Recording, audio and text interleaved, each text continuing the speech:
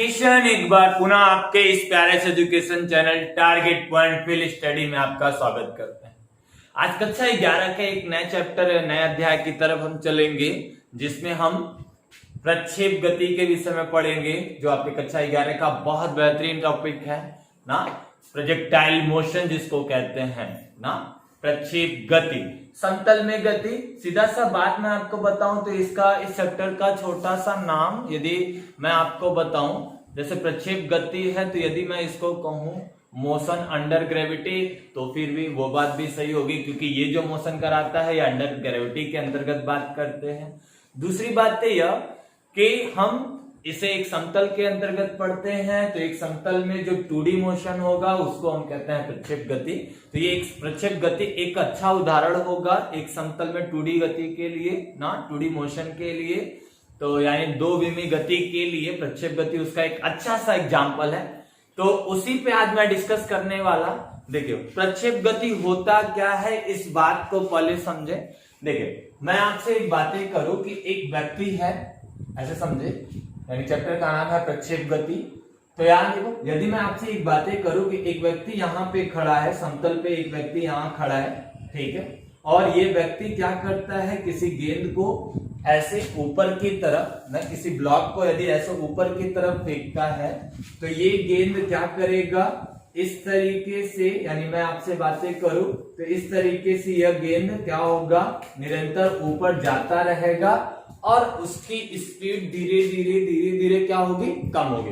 यदि मैं इस चीज को ऐसे लौकाऊं तो फिर ये इसी पे, जहां पे हम फेंक रहे हैं वहीं पे वापस आ रहा ना, जहां पे हम फेंक रहे हैं वहीं पे वापस आ रहा, यानी जिस हम यदि कांस्टेंट है, यदि सीधे फेंक रहे हैं तो नीचे आ रहा है। तो यानी इसका मतलब क्या हो, फिर यही चीजें क्या हो रही है, यहीं से वापस आ रही है, जिससे इसकी स्पीड क्या हो जा रही है, बढ़ जा रही है, जिससे इसकी स्पीड क्या हो रही है, बढ़ जा रही है। ये हुआ जब हम ऊपर फेंक रहे हैं तब।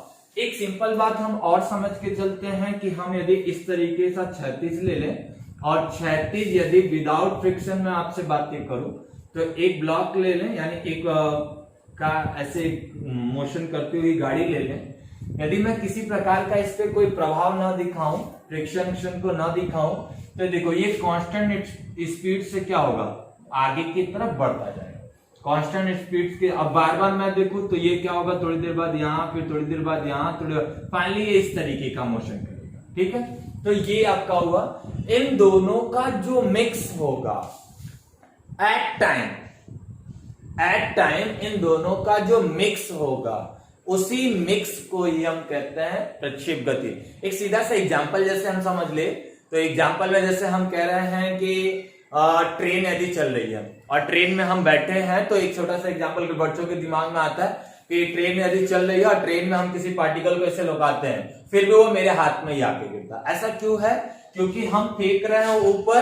देखो ऐसा हो रहा है, हम तो यहाँ पे थे ट्रेन के डिब्बे में, फील करिएगा, हमने पार्टिकल को ऊपर फेंका, पार्टिकल को हमने कहां फेंका, ऊपर फेंका, लेकिन उसी ऊपर जिस टाइम में वो ऊपर गई है उसी टाइम में ये इधर आ जाएगा व्यक्ति, क्योंकि ट्रेन गतिमान था, तो इस कंडीशन पे ये पार्टिकल पीछे गिरना चाहिए था, लेकिन ऐसा होता नहीं है। जब हम पार्टिकल को ऊपर फेंकते हैं तो रिलेटिविटी मोशन करता है, यानी एक साथ गति होती है, हम जितना आगे बढ़ते हैं उतना ये और ऊपर जाता है, ये जितना आगे बढ़ा फिर वो पुनः अपने हाथ पे गिरता है, ठीक है, इस तरीके का मोशन।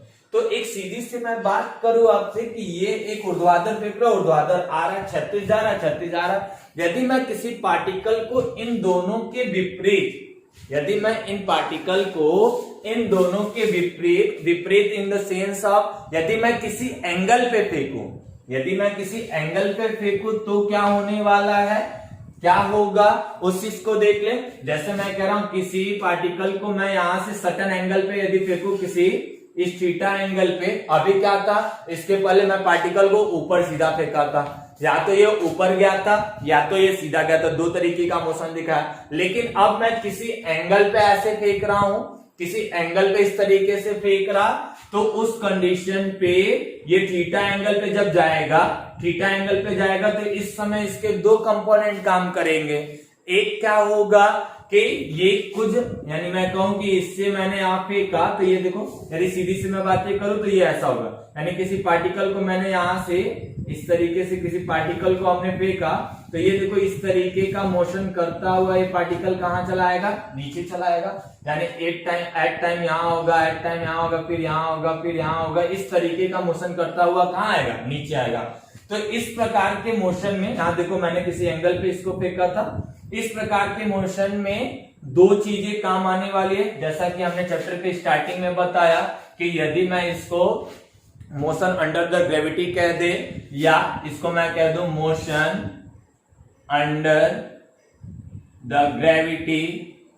ग्रेविटी, या मैं कह दूं प्लेनर 2D, समतल पे 2D मोशन हो रहा है ये, तो 2D मोशन कर रहा, तो इस तरीके का, ठीक है।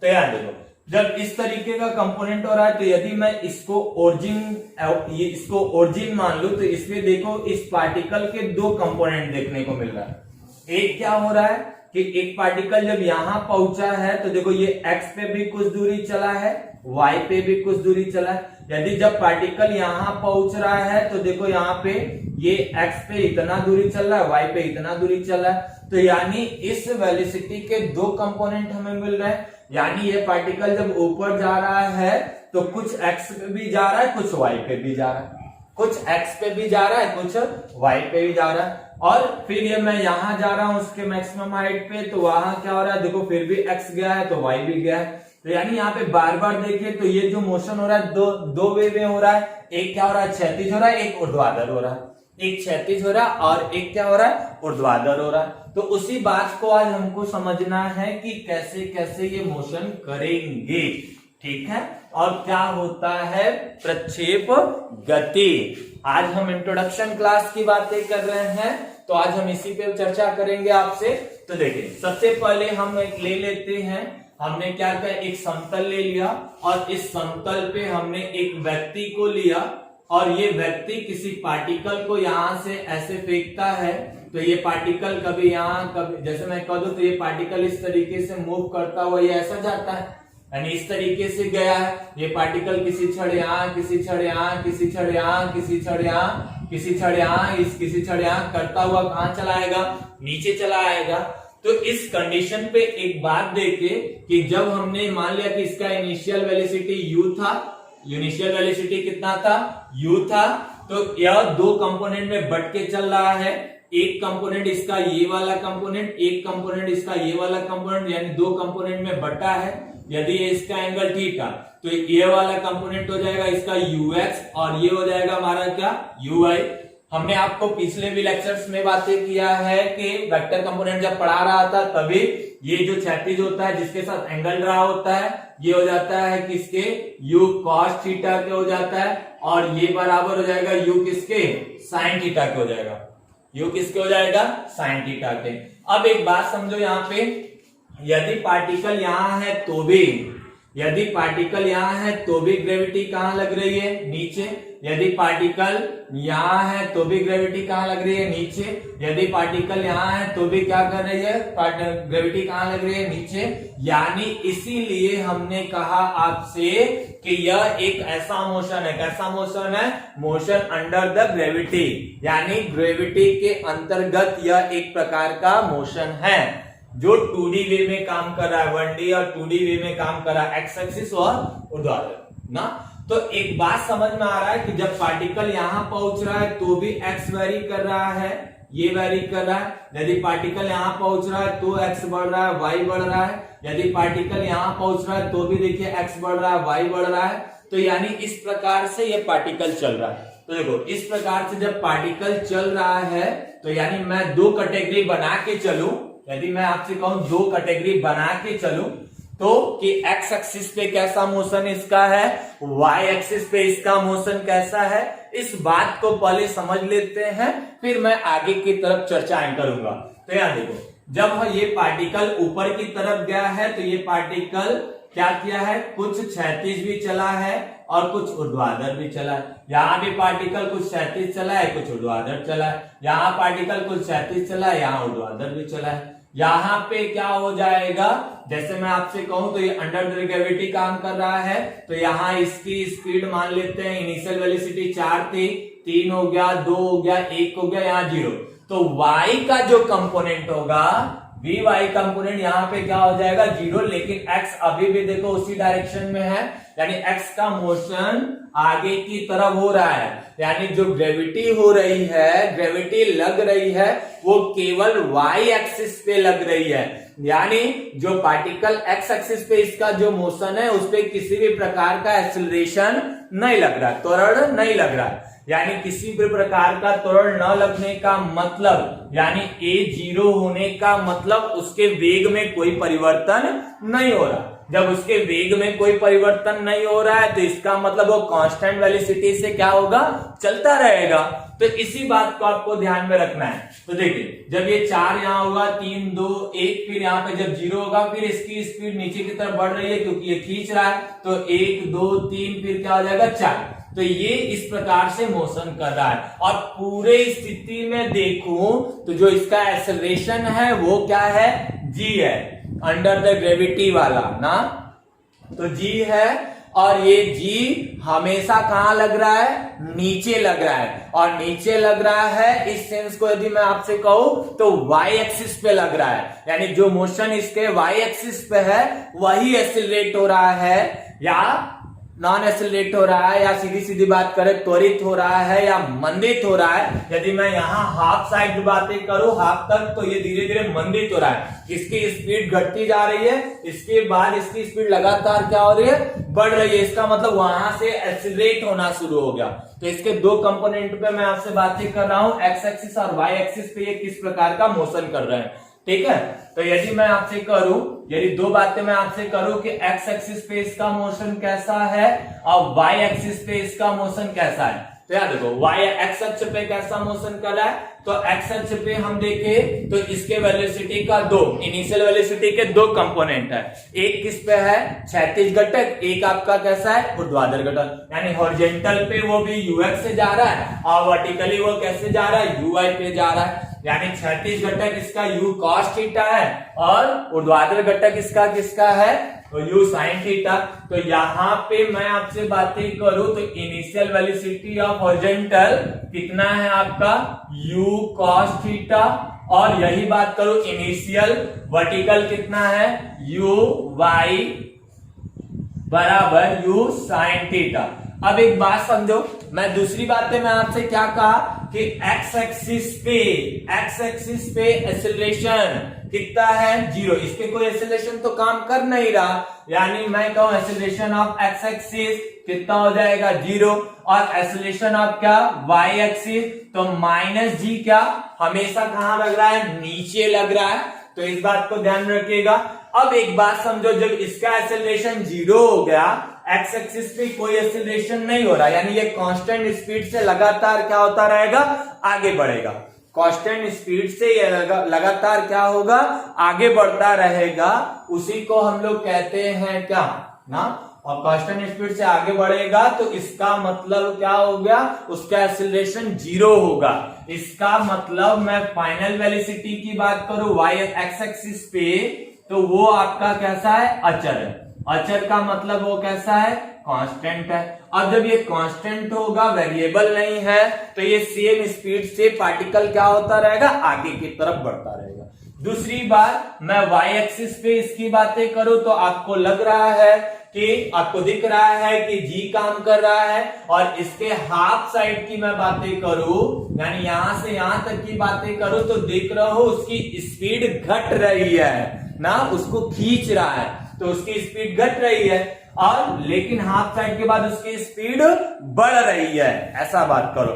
Half side in the sense of maximum height, वो क्या करता है, अपने मैक्सिमम हाइट तक पहुंचता है। मैक्सिमम हाइट में पहुंचने का सेंस क्या होगा, जैसे मैं किसी पार्टिकल को ऊपर की तरफ फेंक रहा हूं, वो पार्टिकल ऊपर जाता जा रहा है, लेकिन एक निश्चित हाइट के बाद क्या होता है, नीचे आता है, तो निश्चित हाइट में ऊपर जाता है यदि यह वाई एक्सिस का मान, देखो प्रक्षेप गति करते हुए वस्तु का वेग 0 नहीं हुआ, उसके केवल एक कंपोनेंट का वेग 0 हुआ, एक कंपोनेंट किसका, वाई एक्सिस का, यानी यहाँ पे वाई का जो मोशन हो गया वो 0 हो गया, वेलोसिटी ऑफ वाई एक्सिस कितना हो जाएगा, 0 हो जाएगा, एक्स एक्सिस तो कांस्टेंट वेग से आगे बढ़ ही रहा है, तो ये क्या होगा, आगे बढ़ जाएगा, जी फिर काम करने लगेगा, फिर उसकी स्पीड बढ़ जाएगी।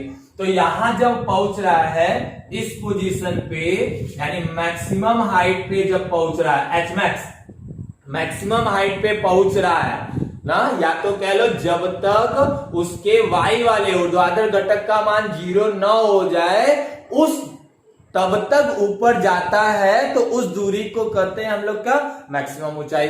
ठीक है, ऊर्ध्वाधर ऊंचाई, महत्तम ऊंचाई। तो ठीक है, तो उस महत्तम ऊंचाई पे y का कंपोनेंट 0 है, उस पार्टिकल का वेग 0 नहीं हुआ, इस बात को ध्यान रखिएगा। उस पार्टिकल का केवल इंडिविजुअल y एक्सिस वाला वेग 0 होगा। ठीक है, तो ये जो y है ये आपका क्या है, चर, वेरिएबल है, वेरिएबल। ठीक है, तो ये वेरिएबल है, और वेरिएबल किस तरीके का है कि मैक्सिमम हाइट का जो हाफ होगा, मैक्सिमम हाइट का जो फर्स्ट हाफ होगा, फर्स्ट हाफ होगा, वो कैसा होगा, डिक्रीजिंग, घटेगा, घटेगा। और जो सेकेंड हाफ होगा, सेकेंड हाफ होगा, वो उसमें उसकी स्पीड क्या होगी, बढ़ेगी, उसकी सेकंड स्पीड क्या होगी, बढ़ेगी, यानी वो इंक्रीज करेगा उसका वेग। ये छोटा सा आपको इसका प्रोजेक्टाइल मोशन का एक छोटा सा फील, जब किसी वस्तु को हम ऊपर फेंक रहे हैं, फेंकने का मतलब जैसे हम कभी कभी क्या होता है कि किसी वस्तु को हम किसी को फेंकते हैं, कैच कराते हैं, तो ऐसे उड़ के जाता है उसके पास। तो फुटबॉल को यदि किक करते हो तो भी देखो ऐसे उड़ के जाता है। तो वो चीजें, वही चीजें अंडर द ग्रेविटी मोशन कर रहा है, समतल पे कह ले तो 2D मोशन कर रहा है। ठीक है, तो ये हमने एक छोटा सा फील दिया प्रक्षेप गति का, जब वो प्रक्षेप गति करेगा।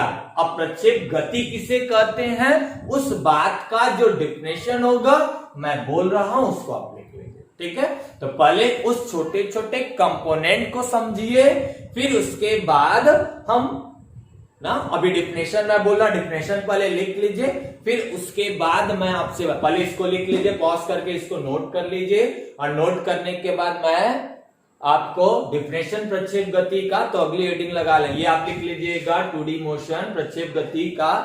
हाँ, प्रक्षेप गति में इसका हेडिंग आप ये आपको मैंने 3 दिया कि जब कोई वस्तु समतल पे 2D यानी इस प्रकार की गति करता है, द्विविमी गति करता है, तो यहां लिखिएगा समतल पर द्विविमी गति, द्विविमीय गति, ये हेडिंग लगा के ये लिख लीजिएगा, डायग्राम बना लीजिएगा। अगला डिफिनेशन यानी अगला जो हेडिंग होगा वो आप लगा लेंगे प्रक्षेप गति।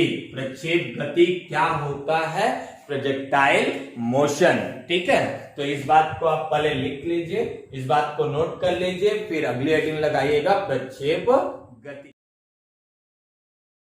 जब किसी पिंड को पृथ्वी के गुरुत्वीय क्षेत्र में किसी प्रारंभिक वेग से ऊर्ध्वाधर दिशा से विभिन्न दिशा में फेंका जाता है, तो पिंड गुरुत्वीय त्वरण के अंतर्गत ऊर्ध्वाधर तल में एक वक्र पथ पर गति करता है।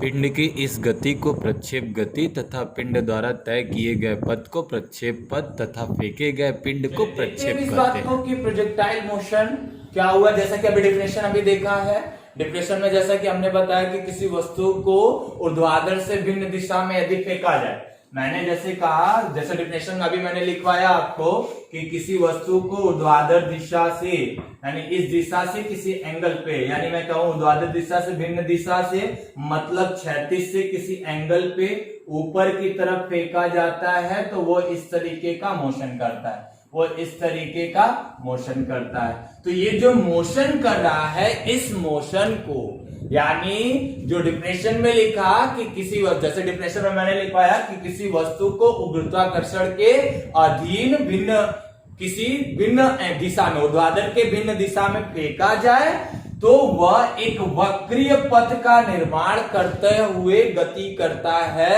उस गति को ही हम लोग कहते हैं प्रक्षेप गति।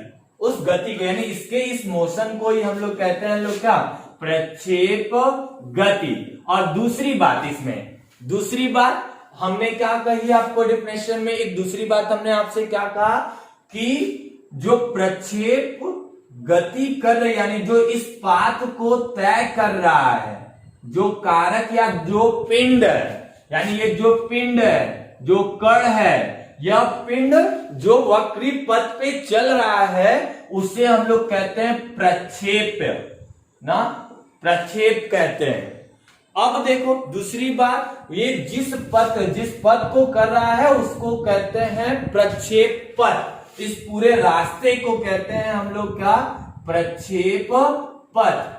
अब इसमें एक बढ़िया सा क्वेश्चन आपको आता है आपकी परीक्षा का, सबसे इंपॉर्टेंट क्वेश्चन, ये हर साल पूछता है कि यह सिद्ध कीजिए कि प्रक्षेप का जो पथ होता है, प्रक्षेप का जो पथ होता है, जब प्रक्षेप गति करता है तो वह जिस पथ का निर्माण करता है वह एक परवलयकार होता है। तो प्रक्षेप गति किसे कहे, ये बात आपको समझ में आ गया कि जब किसी वस्तु को गुरुत्वाकर्षण के अधीन किसी भिन्न दिशा में, ऊर्ध्वाधर के भिन्न दिशा में फेंका जाता है तो वो एक वक्री पथ का निर्माण करता है। अभी मैंने डिफिनेशन लिखवाया आपको ना, तो वक्री पथ का निर्माण करता है। उस वक्री पथ को ना, उस वक्री पथ को क्या कहते हैं, प्रक्षेप पथ। और जो उस पे गति कर रहा है उसको कह रहा है प्रक्षेप, और उसके गति को, प्रक्षेप की गति को क्या कह रहा है, प्रक्षेप गति। ये दो घटकों में अपने मोशन को तय करते हैं। एक को कहते हैं हम लोग क्षैतिज घटक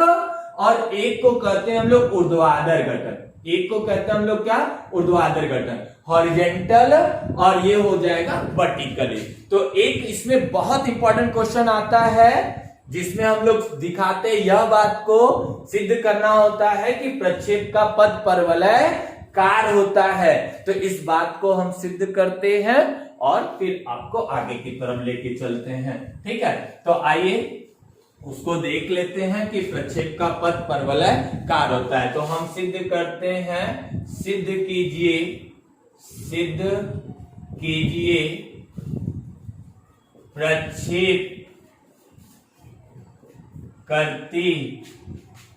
प्रक्षेप गति करते कण का पथ परवलयकार होता है, परवलयकार होता है। ये हमें सिद्ध करना है। तो इस बात को देखते हैं कि प्रक्षेप गति करते हुए पिंड का वेग परवलयकार होता है। ठीक है, छोटी छोटी बातों को आपको समझ के चलना है। चलिए इस बात को भी पहले यहाँ पे ओरल समझ ले, फिर आने वाले सभी वीडियो में मैं इन पे डिटेल पढ़ूंगा। जैसे मैं कह रहा हूं कि कोई वस्तु ऊपर की तरफ जब फेंकी जाती है तो इस बात को देखे, यू वेग से फेंकी गई इनिशियल, तो इसका क्षैतिज घटक हो जाएगा ux, ऊर्ध्वाधर घटक हो गया uy। जब ये ऊपर जा रहा है तो ये एक महत्तम ऊंचाई को तय कर रहा है, तो इसे कहते हैं हम लोग महत्तम ऊंचाई। इसे कहते हैं हम लोग क्या, महत्तम ऊंचाई। और इस प्रक्षेप द्वारा क्षैतिज दूरी जितनी तय की गई उसे कहते हैं हम लोग क्षैतिज परास, उसे कहते हैं हम लोग क्षैतिज परास। ये सारी चीजें अभी मैं आने वाले वीडियो में इनको डिस्कशन करूंगा। ठीक है, और जिस बिंदु पे ये गई है, यहाँ पे देखो ये मैक्सिमम हाइट, तो मैक्सिमम हाइट के हाफ जो टाइम होगा वहां जाने और वहां से आने में लगे कुल समय को हम लोग कहते हैं उड्डयन काल। तो इन सब सारी चीजों पे मैं आपसे बात करने वाला हूं। अभी मैं आज आपसे बातें करूंगा, सिद्ध कीजिए कि ये जो पथ है, ये ऐसा जो वक्र बन रहा है, यह पथ परवलयकार होता है। देखो परवलयकार होता है, ये गणित का छोटा सा सेक्शन, परवलय कोनिक सेक्शन से कटा हुआ भाग, ऐसा परवलय आपको दिखाई देता है x और y।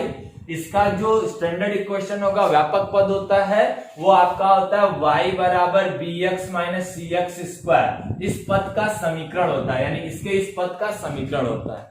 यदि मैं किसी तरीके से इस वाले पथ का, यदि मैं किसी तरीके से इस वाले पथ का जो समीकरण है, पोजीशन है, उसको यदि मैं इससे टैली करा दूं, मिला दूं या समतुल्य दिखा दूं, तो हम कह सकते हैं कि प्रक्षेप गति यानी वक्र प्रक्षेप गति करते हुए पथ का, प्रक्षेप गति करते हुए पिंड का जो पथ है वो परवलयकार होता है। तो देखिए ये हो गया परवलय का व्यापक,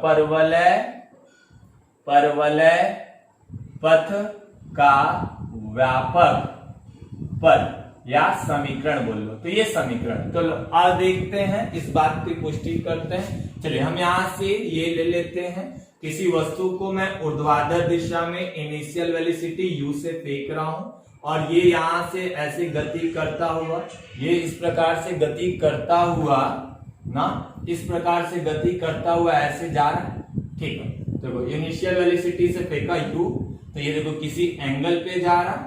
जब ये किसी एंगल पे गया तो देखो ये घटक इसका हो जाएगा क्या, जो इसका क्षैतिज घटक है ux, तो ये हो गया u cos थीटा हो गया, ये हो गया uy, इसको बोल देंगे u sin थीटा हो गया। यदि मैं कहूं कि यह बिंदु x और y पे इसके द्वारा, इस x और y पे यानी एक बिंदु से तब जाने वाली रेखा का समीकरण निकाल लें। तो पहली बात हम ये जान ले कि जब ये x पे गया है तो ये देखो, यानी यह बिंदु शो कर रही है, ये y वाली पे y अक्ष पे चली गई दूरी, और तब तक वो इतनी दूरी चला है किस पे, x पे, यानी वो इस वाले क्षैतिज x चला है, ऊर्ध्वाधर y चला है, तब जाके इस बिंदु पे पहुंचा है। तो जब इस बिंदु पे पहुंचा है तो उस समय इसकी वेलोसिटी, ऊर्ध्वाधर वेलोसिटी vy और क्षैतिज घटक क्या होगा, vx। वैसे तो ये समतुल्य होगा, इसमें कोई परिवर्तन आएगा नहीं, कांस्टेंट वेलोसिटी से चल रहा है। uy के मान में थोड़ी सी गिरावट होगी क्योंकि अंडर द ग्रेविटी ये काम कर रहा है -g। तो चलो इस बात को हम ध्यान रखते हैं, यानी ये जब ऊपर जा रहा है तो इसकी स्पीड धीरे धीरे ड्रॉप हो रही है, तो इसका जो निर्देशांक है हमने मान लिया xy। तो चलो ठीक है, तो अभी मैं इस पर प्रक्षेप लिख लू, प्रक्षेप पथ का, सॉरी प्रक्षेप कण का लिख लो, प्रक्षेप कण का क्षैतिज घटक वेग कितना, ux, कितना हो जाएगा, u cos थीटा, और ऊर्ध्वाधर घटक वेग कितना, uy बराबर u sin थीटा, ये वाली बात।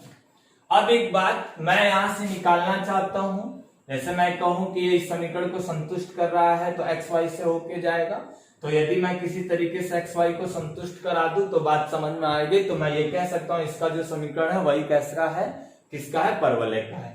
ठीक है, चलो इस बात को समझते हैं। देखो जब वो इस पे चला है तो जितने टाइम में वो यहां से यहां आया है उतने ही टाइम में वो यहां से यहां गया होगा।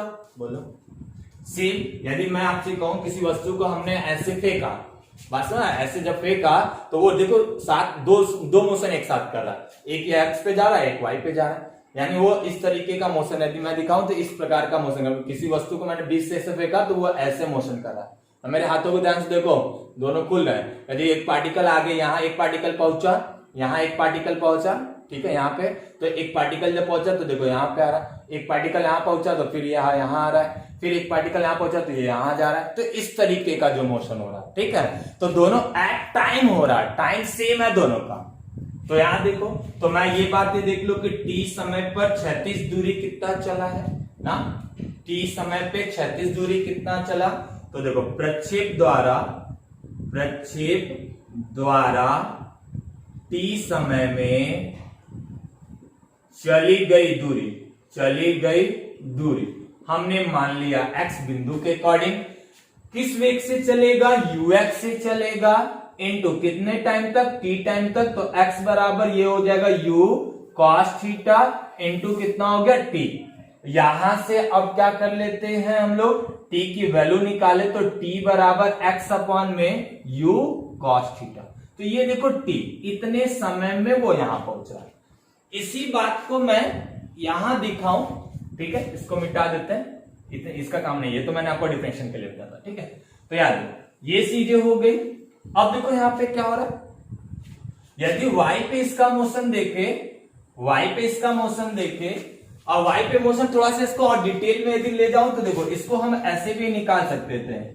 हमारे पास गति का एक समीकरण है, यस बराबर ut plus half at square, तो आप इसको इस तरीके से भी निकाल सकते थे। यदि मैं कहूं या करके आप इसको भी लिख सकते थे कि x ये दूरी चला, वेलोसिटी कितनी है, ux है, कितने समय तक, t टाइम तक, हाफ एक्सेलरेशन एक्स एक्सिस पे कितना था, 0 था ना t। तो कोई मतलब नहीं, बात वही बन रही, तो जो मैंने यहां लिखा था। तो यहाँ पे x बराबर क्या हो जाएगा, ux इंटू टी। तो देखो वही बात तो यहाँ पे मैं लिखा ना, तो आप चाहे इससे लगाओ चाहे इससे लगाओ, बात सेम होने वाली है, ठीक है। अब दूसरी बात, y पर मैं देखूं तो y पे ये चल रहा है y, तो मैं कहूं तो यहाँ पे uy into T plus half, यहाँ पे ग्रेविटी कहां लग रही है, नीचे, एक्सेलरेट कहां हो रहा है, g इंटू क्या हो जाएगा, टी स्क्वायर। तो यहां से y बराबर u, तो यहां u y की वैल्यू, ऊर्ध्वाधर घटक का मान कितना है, u sine theta into T, यहां हो जाएगा -1/2 g इंटू टी का स्क्वायर। इस बात को पहले नोट कर लो, ठीक है। यानी इसकी स्थिति आपको निकालनी होगी, तो ये और ये, ठीक है, ये और ये, ठीक है, यानी ये और ये। स्थिति की बात कर ले तो कण की स्थिति की बात कर ले तो x का मान ये हो गया, y का मान ये हो गया। लेकिन मैं कह रहा हूं कि उस पद को संतुलित करता है या समतुल्य है, संतुलित नहीं समतुल्य है, ठीक है। तो यहां देखो मैं वैल्यू रखू t टाइम में ये कितना चला है, तो यहाँ पे इक्वेशन नंबर फर्स्ट, ये इक्वेशन नंबर क्या, सेकंड। तो समीकरण नंबर 1 और किससे, 2 से देख ले, 2 से। तो यहां देखो y बराबर u sine theta into T की वैल्यू x बाई क्या हो जाएगा, cos theta, u cos theta, ये। अब -1/2 g और यहां पे आपका हो जाएगा x by u cos theta का होल स्क्वायर। देखो u से u क्या हो गया, कैंसिल, और ये मिल गया y बराबर tan थीटा x ना, या तो पहले x लिख लूं तो x tan थीटा, और -1/2, यहां आप इसको लिख सकते हो कितना, g by you square cos square theta into x square. यदि मैं इस समीकरण को कंपेयर करूं परवलय वाले समीकरण से, तो ये कुछ मिलता जुलता है क्या, y बराबर x, यहां देखो bx, तो यहां b की जगह केवल tan थीटा, x तो है ही, cx स्क्वायर, तो c की जगह ये पूरे कंपोनेंट को देख लीजिए, और ये x स्क्वायर। तो यानी जो पथ आ रहा है दोनों का मिक्स, वो देखो एक परवलय पथ की तरह है या नहीं, है ना। तो ये आपका होता है, यानी इसी प्रकार हम लिख सकते हैं, यानी इसी प्रकार यह सिद्ध हुआ कि प्रक्षेप का जो पथ है वह परवलय का है, ठीक है। इसको आप इस बात को लिखेंगे कि यह समीकरण परवलय के व्यापक पद को संतुष्ट करता है या समतुल्य है, इसलिए यह एक परवलय का समीकरण होगा, अर्थात प्रक्षेप करती हुई वस्तु का जो पथ होगा वह परवलयकार होगा। बस क्या मिलेगा हमें, b बराबर tan थीटा, और c बराबर हमें क्या मिलेगा, 1/2 g by you square cos square theta. इतनी बात आप नोट कर ले, आज के लिए बस इतना ही, ठीक है। तो अगले में हम मिलेंगे, जहां पे मैं इनके सारे कंपोनेंट पे बात करूंगा, कितने समय तक यह फ्लाइट में रहेंगे, हवा में रहेंगे, कितने समय तक यह कितनी क्षैतिज दूरी तय करेंगे, मैक्सिमम हाइट कितना जाएंगे, इन सब चीजों पे और कुछ क्वेश्चन के साथ मुलाकात करूंगा। आज के लिए बस इतना ही।